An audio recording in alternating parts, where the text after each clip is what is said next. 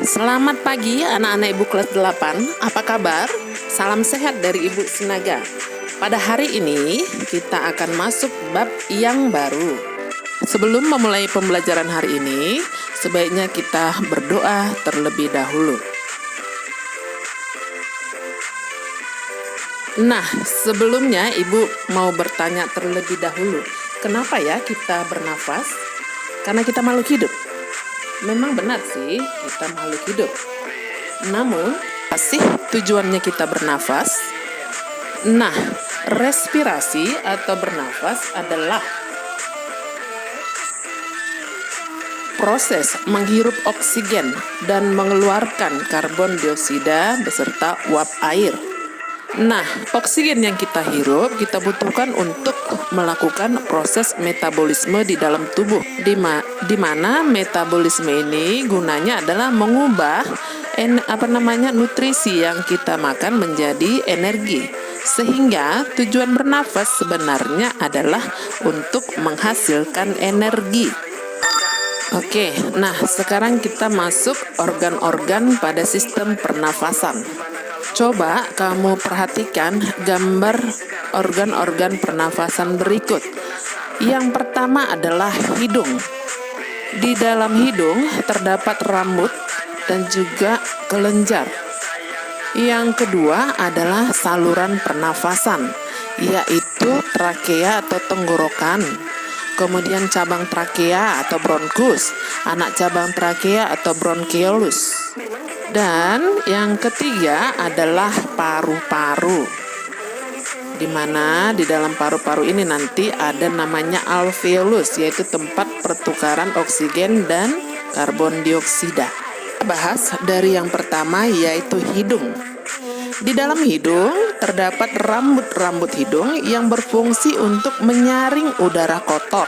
Jadi bersyukurlah kamu di dalam hidungmu itu ada rambut, fungsinya untuk menyaring udara kotor. Kemudian di dalam hidung juga terdapat kelenjar lendir atau dalam bahasa sehari-hari disebut dengan ingus. Nah, itu juga berfungsi untuk mengatur suhu dan kelembapan udara yang masuk. Jadi di dalam hidung diatur suhu dan kelembapan. Maka sebaiknya kamu bernafas melalui hidung, walaupun sebenarnya kita bisa bernafas melalui mulut. Namun gunakanlah hidung, karena di hidung ada rambut dan ada juga kelenjar lendir. Kita lanjutkan ke saluran pernafasan, yaitu dimulai dengan trakea atau tenggorokan. Jadi di leher kita ini ada dua saluran, ada tenggorokan, ada kerongkongan. Namun untuk saluran pernafasan adalah tenggorokan. Ingat ya nak ya, tenggorokan bukan kerongkongan. Kerongkongan itu untuk saluran makanan.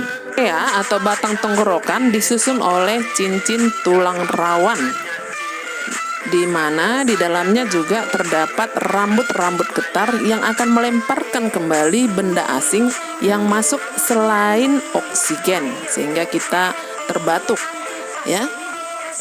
Dan di dalam tenggorokan juga terdapat kelenjar lendir. Kelenjar lendir ini fungsinya untuk membunuh kuman yang masuk melalui hidung ataupun melalui mulut, ya.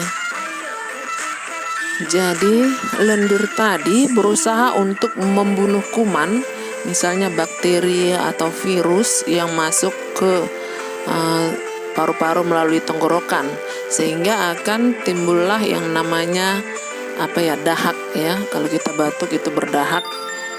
Nah, itu dahak tadi ditimbulkan oleh lendir yang berusaha untuk melawan kuman. Nah, kemudian di bagian depan trakea, di situ ada epiglotis yang akan menutup dan membuka secara otomatis. Jadi kalau kita sedang menelan makanan, maka epiglotis akan menutup tenggorokan dan membuka kerongkongan. Dan sebaliknya pada saat kita bernafas, maka epiglotis akan membuka tenggorokan dan menutup kerongkongan. Dan itulah sebabnya mengapa orang tua kita melarang kita kalau makan tidak boleh sambil tertawa atau tidak boleh sambil bermain-main. Itu alasannya supaya makanan tadi tidak salah masuk. dia harusnya masuk ke kerongkongan, jadi ke tenggorokan, masuk pula ke paru-paru.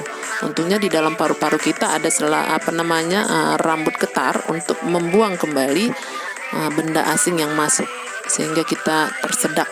Nah, organ berikutnya adalah paru-paru. Paru-paru kita itu ada di bagian dada sebelah kiri dan sebelah kanan.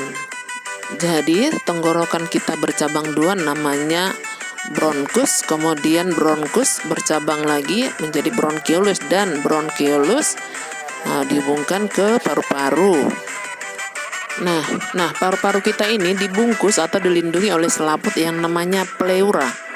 Dan bagian dari paru-paru yang terakhir adalah alveolus. Disinilah terjadi pertukaran antara oksigen dan karbon dioksida, yaitu di gelembung paru-paru atau alveolus.